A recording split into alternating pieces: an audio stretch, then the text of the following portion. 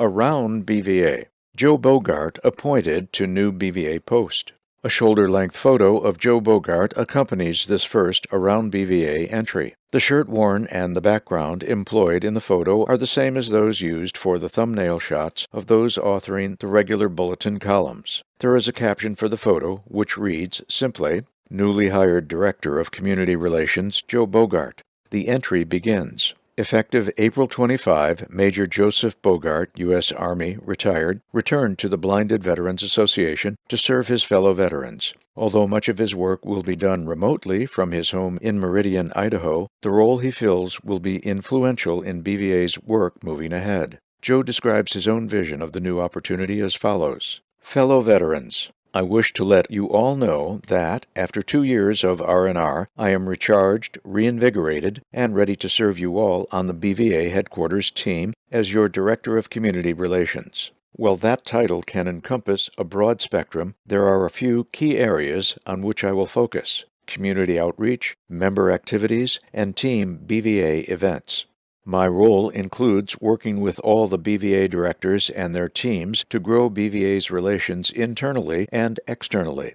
I will be here to help district directors and regional groups work with their own communities to help strengthen their local relationships and community awareness. This will involve close work with the BVA public relations, membership, and development teams. BVA has a long history of service to all blinded veterans, and I am excited to dive in and help expand that service. This includes, of course, helping members to be active. Since joining BVA in 2007, I have witnessed members searching for ways to be more active and enjoy recreation. BVA members from local to national levels seek ways not just to be active, but to connect with one another. Going forward and working with our volunteer leaders, I will strive to increase local engagement and get our members involved, active, and known in their communities. A key method for growing that active engagement is through Team BVA. Team BVA is about getting our members out and active in ways to grow the familial bonds of our little organization. As it was during our time in military service, shared experiences will result in lasting relationships with one another and with our communities. I will be working with all BVA leaders to help find, coordinate, schedule, and fund members to attend a wide variety of activities for all ages and abilities. So, stay alert for updates on the BVA website and emails for event notifications. I am motivated to be back, working with my BVA family to serve my fellow blinded veterans. It absolutely is and must always be one vision, one team, one fight. Flag presentation highlights Spokane Inland Empire work. An accompanying photo reveals 12 individuals posing as a group, 6 on each side of an opening that shows the newly placed Braille flag directly below a photo of VA Secretary Dennis McDonough. 2 gentlemen in the left side group are holding white canes. In a spot among them on that left side, not obstructed by those posing, is a picture of President Joe Biden. Hanging between the 2 photos is the VA seal. Other than the last gentleman in the left side group, who is wearing a sport coat, the group is dressed in casual attire. The caption states, left to right in the first group, Chris Fortensky, Phil Ferris, VIST Coordinator Janessa Rooney, Ray Hale, Patty Hale, and Randy Cantrell. Second group, Medical Center Director Dr. Robert Fisher, Spokane VA Public Affairs Officer Brett Myers, Sue Cantrell, spouse, Kitty Heiner, BVA Auxiliary, Medical Center Associate Director Sarah Boardman, and Deputy Chief of Staff Dr. Monica Blakowski-May. The short blurb begins. The emotion and patriotism associated with sharing the bronze Braille American flag also hit home for the leadership of the Spokane Inland Empire Regional Group with a donation March 10 at the Mann Grandstaff VA Medical Center in Spokane, Washington. The Braille flag was presented for the purpose of showing our appreciation to the medical center for its care of blinded and low-vision veterans, said Regional Group President Randy Cantrell.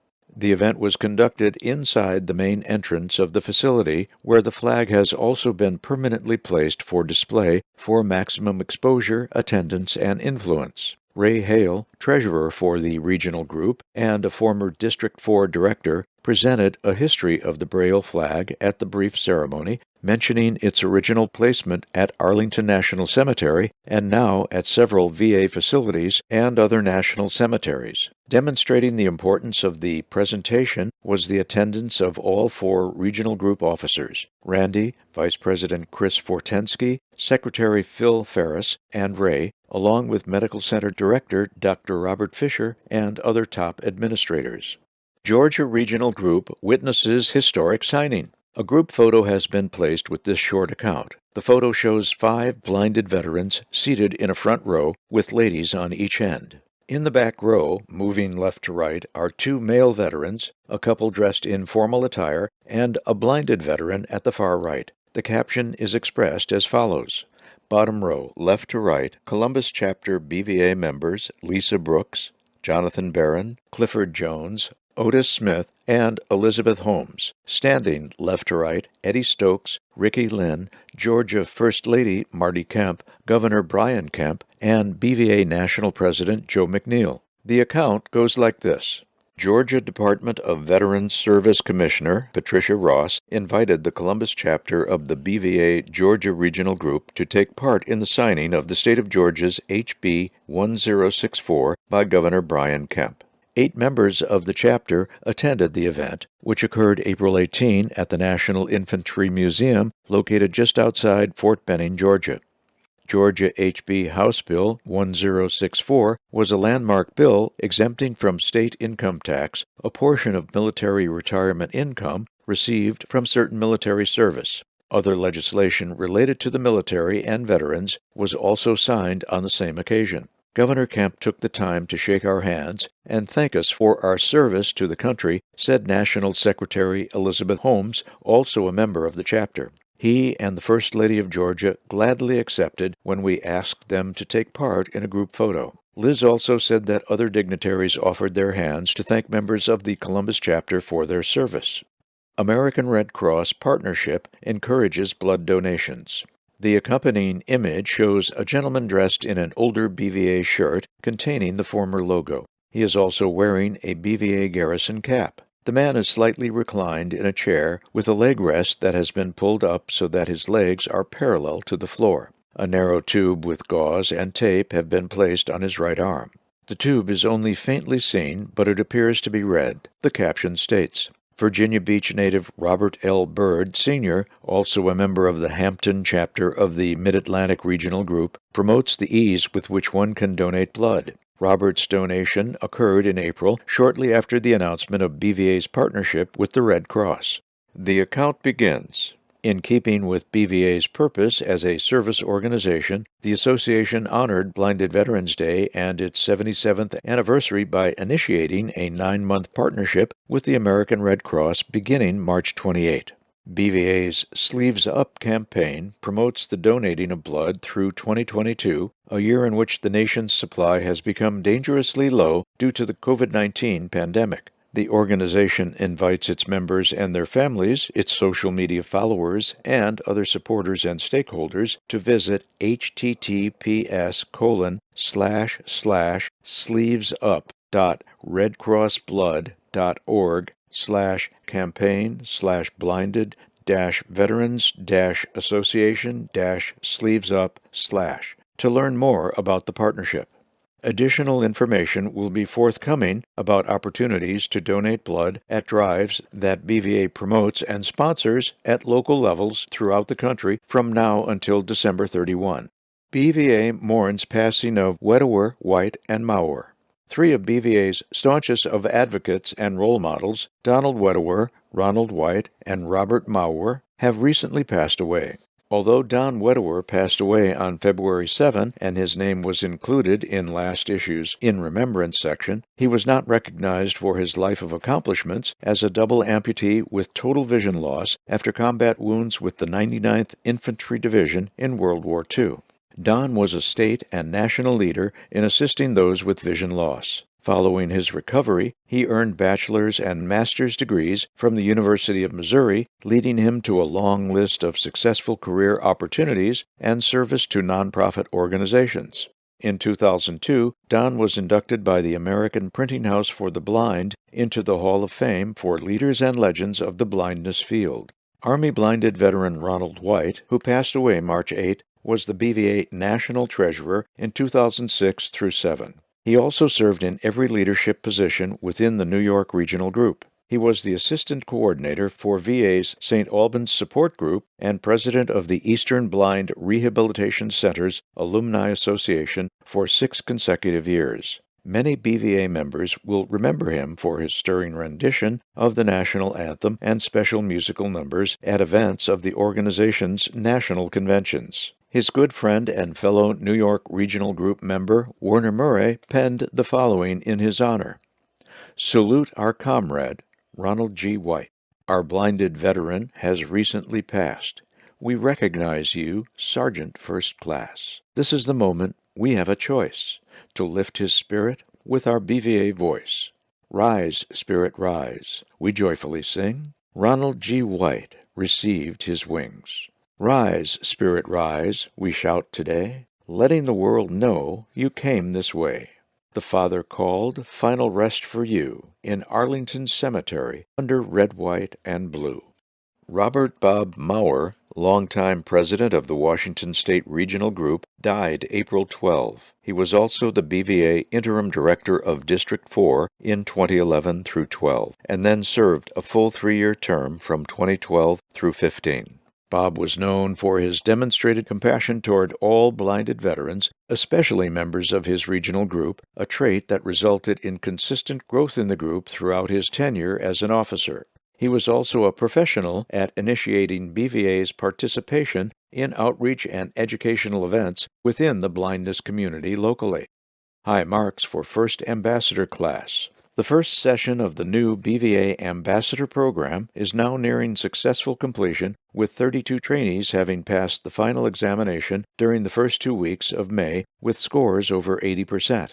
A 26-week virtual course via Zoom began on October 5 of last year and met at midday across 4 time zones nearly every Tuesday until mid-April. Still, remaining as part of the eligibility to become a BVA ambassador is a panel interview together with Program Director Jim Vail, a member of the BVA Board of Directors. We are hopeful that our ambassador candidates not only have the knowledge, but also that they are able to apply that knowledge to real-life situations, which is the reason for the interviews, said Jim. Successful candidates to be proclaimed as ambassadors will be recognized in a special certificate and polo shirt presentation in a general session of the National Convention. The next module of classes begins July 5 and will run once a week on Tuesdays until mid-January 2023. All blinded veterans are invited and encouraged to participate in the classes. Check https://bva.org ambassador-program/ and look for additional announcements on how to sign up. Calling blinded veterans for audio description project. Descriptathon, a University of Hawaii-based, federally funded research project that includes partnerships with the U.S. National Park Service, the American Council of the Blind, and Google, is seeking participants from the blinded veteran population for its next virtual event, recently locked in for October 18 through 20, 2022. The 3-day events focus on producing audio descriptions for the blind from already printed brochures that the public uses at National Park Service sites and Fish and Wildlife Service sites in the United States and Canada. According to Brett Oppegaard, Ph.D., Principal Investigator of the Unidescription Project and Associate Professor in the School of Communications at the University of Hawaii at Manoa, the efforts of the participants during the 3 days will make the site brochures accessible, contributing to the greater enjoyment of the sites by those who are not able to read and visualize the materials, including photos and graphics. Volunteers participate from their homes in different parts of the country. They are joined by teams of part staff and park volunteers to work on the printed piece in a small team environment of 4 to 6 persons. The more the merrier, but please do understand the intensive nature of the Descriptathon, that it covers 3 days and some significant prep time, said Dr. Oppegaard. Other than the time commitment, The only requirement of participants is a good internet connection, a smartphone, and engaged interest in improving audio description, especially at national parks. Blinded veterans interested in participating in the upcoming Descriptathon should email Dr. Brett Oppegard as soon as possible at brett@hawaii.edu. BVA recognizes Thomasina Perry. A photo of a heavy, glass-based plaque engraved with italicized gold lettering is visible with this Around BVA blurb. The lettering indicates that the plaque is being presented, quote, in grateful appreciation for many years of loyal and dedicated service to our nation's blinded veterans, unquote. The date of April 2022 is also provided. There is no caption with this photo. The Around BVA entry reads, Retiring LS&S Vice President of Sales Thomasina A. Perry was the recipient of BVA's Lifetime Service Award for her dedication to blinded veterans and the technological innovations that could improve their quality of life. Thomasina went the extra mile continually to serve our population, both individually and collectively, said Pete Davis, Mid-Atlantic Regional Group. She was not only in every convention exhibit hall spanning 2 decades, but she took a genuine interest in BVA as an organization and in us as her friends. BVA National Headquarters mailed the pictured plaque of appreciation to Thomasina in April. Although she is retiring, the association's membership, staff, fellow exhibitors, and even her competitors would most assuredly love to see her at future conventions. March Disability Conference attracts California groups. The photo accompanying this summary shows 3 gentlemen standing behind an exhibit table containing BVA literature, a Braille flag, and pens. 2 of the 3 are wearing black BVA shirts. The man in the middle is wearing a garrison cap, while the one on the right has a baseball cap. The man on the left is not wearing a cap, but has one in his hand. All are wearing badges around their necks that reveal them to be exhibitors. At the far left is a BVA poster containing a silhouette image and a list of member services. A BVA banner graces the background. The caption says, Left to Right, Eduardo Miranda, Orange County Charles Register Regional Group. Ken Assam and Larry Bustetter, both members of the Southern California Regional Group at CSUN Technology Conference. Further explanation is provided as follows. Members of the Southern California and Orange County Charles Register Regional Groups jointly participated in the 37th Annual CSUN California State University Northridge Assistive Technology Conference held March 14 through 18 at the Anaheim Marriott Hotel. The 2 regional groups hosted their own booth together and attended a variety of educational sessions at the event, which focuses on and showcases for 5 days the latest in adaptive technology for the blind, low vision, and other disabilities. This is a world-class event and well worth the time to attend, said Director of District 4, Ken Assam. This is something we look forward to here in California and something from which BVA as an organization and our members could really profit and benefit. CSUN's Center on Disabilities is committed to the vision of an inclusive society where people of all abilities have the chance to achieve their goals and experience success.